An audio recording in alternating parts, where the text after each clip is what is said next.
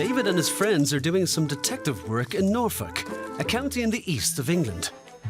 They're looking for old public pathways and are calling for the free right of way, which they feel might disappear forever.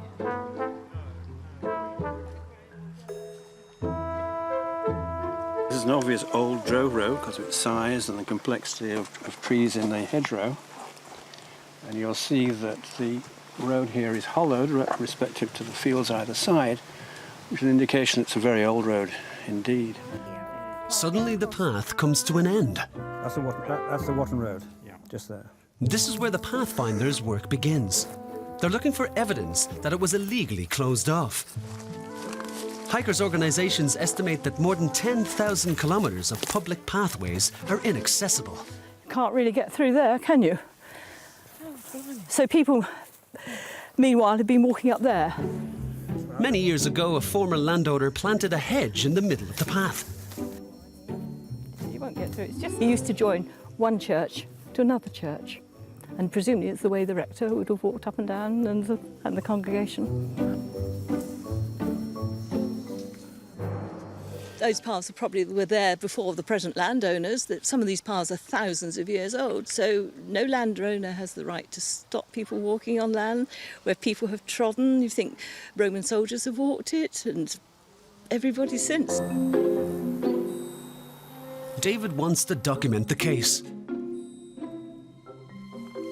The current landowner doesn't want a path that crosses his property, so it's going to be a power struggle. In the end, the council will decide.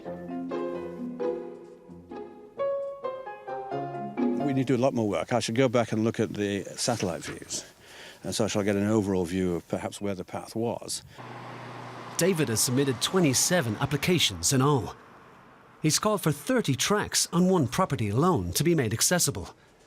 The land administrator says that will never happen, as public paths can lead to concerns over security and frequent incidents of illegal waste dumping. Did not believe that this was his road.